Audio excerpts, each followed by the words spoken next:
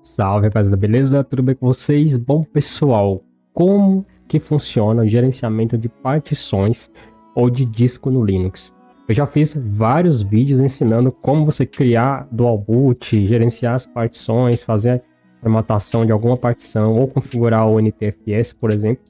Mas nesse vídeo eu quero falar um pouquinho mais detalhadamente sobre o tema, né? E como eu não sou nenhum especialista em partição, né? Eu criei um slide aqui para ajudar a gente a se direcionar durante a explicação. Até porque, de acordo com a minha experiência, tanto o Linux como o Windows, ele não funciona exatamente à risca para todo mundo. Sempre tem uma máquina ou um dispositivo que vai se comportar de uma determinada forma, entendeu? Agora, quando se trata de particionamento, o Linux ele tem uma reação, né, ao NTFS um pouco diferente do Windows, enquanto que o Windows também, por padrão, tem uma reação diferente em relação ao ext4, que é o formato padrão do Linux. Mais uma grande pergunta, né? Por que será que as empresas não unificam esse lance das partições, né? Eu acho que é um papo interessante para o próximo vídeo, né? O que vocês acham? Deixa aqui nos comentários se vocês querem entender por que não existe um padrão de formato para todo o sistema operacional. Mas antes, roda a vinheta e bora pro vídeo.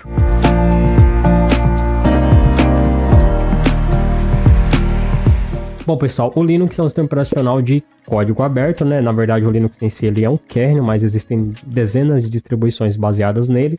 E a gente que utiliza Linux há um bom tempo, a gente sabe mais ou menos como funciona a lógica disso.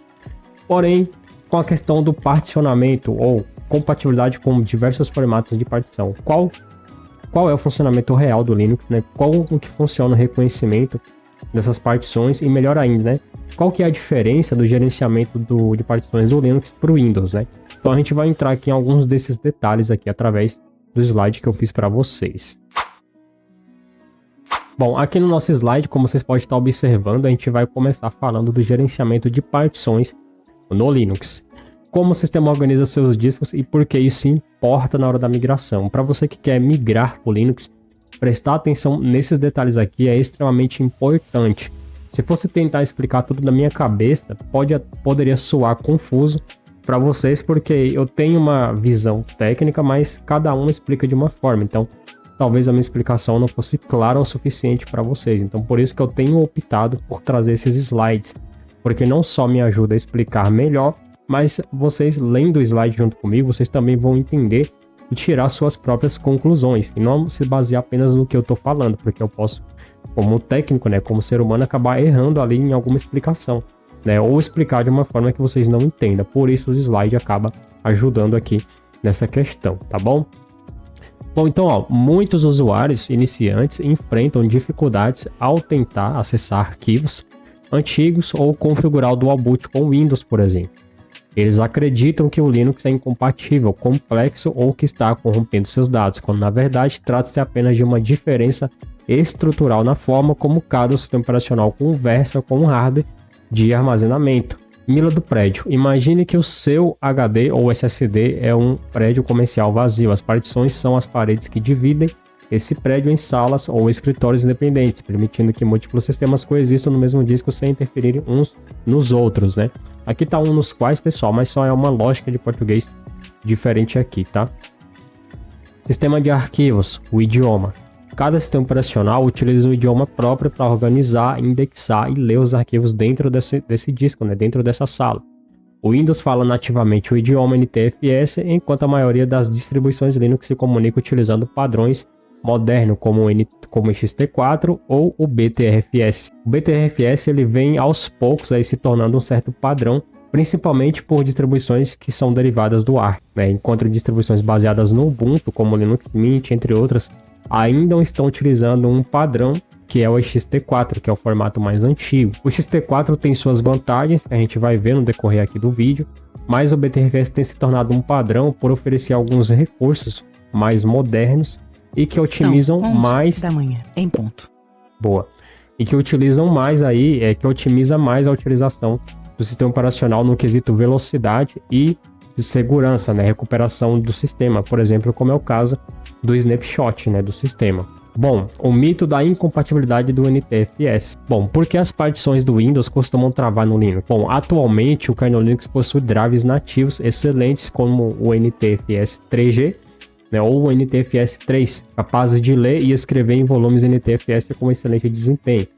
O verdadeiro culpado pelos bloqueios e erros de acesso costuma ser o próprio Windows devido a recursos de otimização agressivos. Bom, o recurso Fast Startup, né, inicialização rápida, quando você clica em desligar no Windows, ele encerra os processos completamente. Ele faz uma espécie de hibernação do núcleo do sistema para ligar mais rápido da próxima vez. Isso deixa a partição NTFS marcada como DirtByte ou DirtBit, né? Finalizador de uso. Bom, bloqueio de segurança apenas para leitura. Ao iniciar o Linux, o Linux tenta montar essa partição que o Windows deixou aberta e o Linux detecta ela como não foi desmontada corretamente. Para proteger seus dados contra a corrupção catastrófica, o Linux monta o HD em modo Read Only, né? Ou Read Only, apenas leitura, impedindo modificações.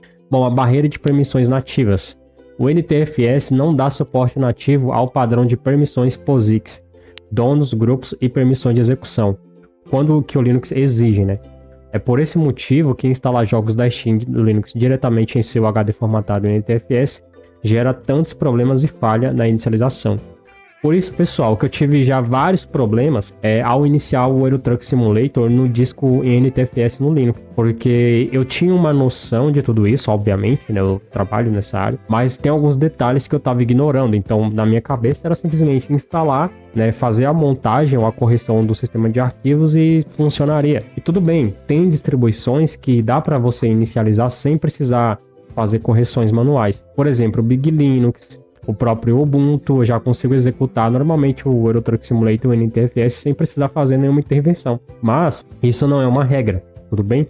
Existem sim várias distribuições que exigem que você faça uma intervenção manual. E qual que é essa intervenção manual? Essa intervenção manual é basicamente você criar um link simbólico para o prefixo do Euro Truck, entendeu? Com isso, todas as distribuições que eu testei, o método, funcionaram perfeitamente. O que acontece é que dependendo o tipo de SSD, enfim, dependendo os padrões da distribuição, o jogo pode acabar travando no carregamento, né? Eventualmente ele pode crashar, entendeu? Então o recomendado é que você sempre utilize o formato nativo do sistema. No caso do Linux, eu recomendo você usar o BTRFS, porque o BTRFS ele é um formato que ele pode ser reconhecido no Windows. Você instala um programa, esse programa vai habilitar alguns recursos do Windows que ativa ali o BTRFS no sistema, entendeu? Inclusive, esse é um vídeo que eu vou mostrar para vocês como fazer isso, né, e utilizar o BTRFS para o Windows e para o Linux, tá bom? Quem me deu essa dica um tempo atrás foi o Efraim. É o Efraim que me deu essa dica. Ele falou que instalando um software lá no Windows, ele habilita alguns recursos ou um drive específico lá que acaba reconhecendo o NTFS no Windows e funciona muito bem, tá? E com menos problemas do que o NTFS no Linux. Olha que interessante, né? Pois é, muito interessante por sinal. E aí, falando da questão da barreira nativa, que é o que atrapalha ali essas permissões de execução no NTFS rodando no Linux. Bom, e para o vídeo não ficar muito longo, a gente já está no terceiro slide, né? E aqui, pessoal, ó, principais aplicativos de gerenciamento. Esses aplicativos de gerenciamento eu até queria mostrar para vocês aqui no vídeo, e talvez eu até mostre, né? No caso aqui o Gparted, né? O Gnome Disk, tá? Enfim. E aqui a gente vai entrar numa parte bem interessante da coisa, tá?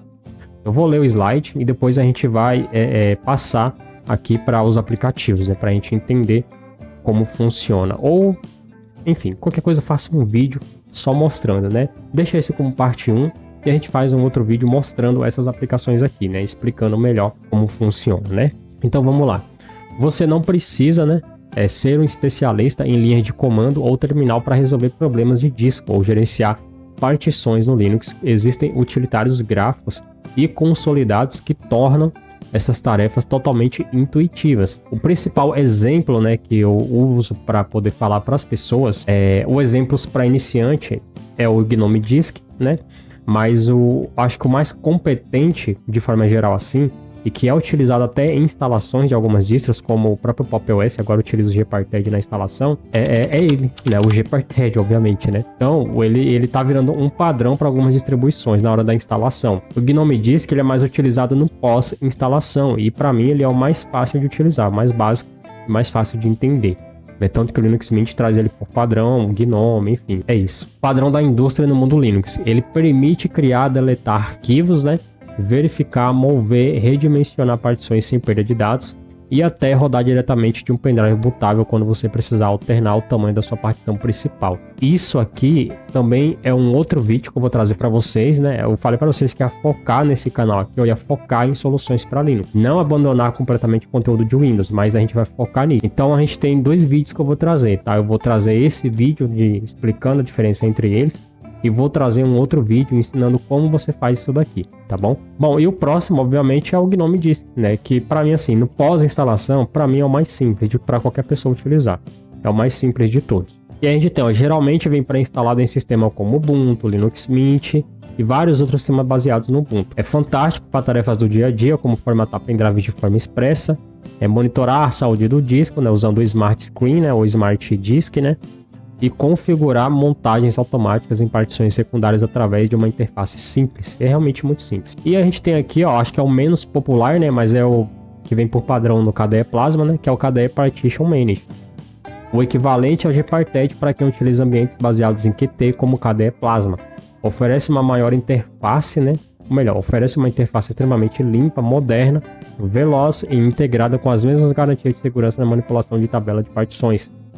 Mas eu ainda acho o Gparted um pouco mais completo, um pouco mais simples. Apesar de ser muito completo, ele é mais simples de entender do que o KDE Plasma Partition, entendeu?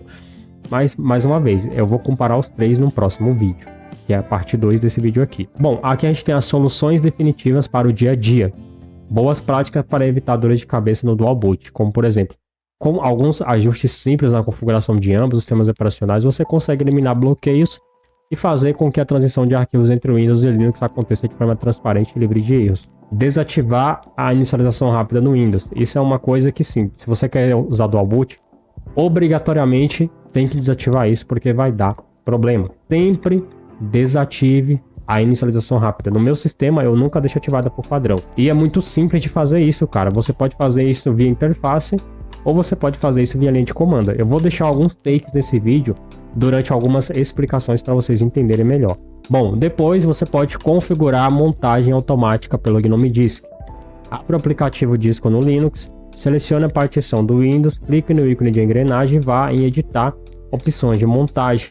Ative a opção para montar na inicialização, definindo um ponto de acesso fixo no sistema para facilitar os atalhos. Dica de ouro: adote o exFAT para discos externos. Se você possui um HD externo ou pendrive de grande capacidade que circula diariamente entre computadores com Windows, Mac e Linux, formate-o em ext4. Ele é universal, não sofre com bloqueio de hibernação e evita problemas de permissões. Então o exFAT ele acaba até sendo mais fácil de você utilizar do que o BTRFS. Para o BTRFS ser reconhecido no Windows, você precisa fazer ali uma pequena gambiarra para funcionar, enquanto o exFAT simplesmente funciona.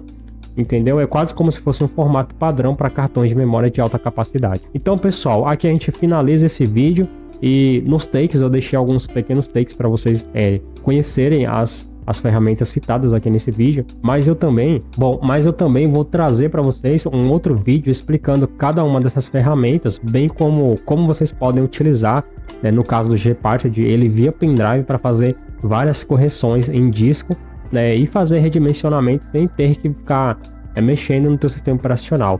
Obviamente, né, que você pode fazer isso pelo próprio Linux. Mas se você tem uma máquina com Windows, por exemplo, você pode usar ele para redimensionar partições com Windows também.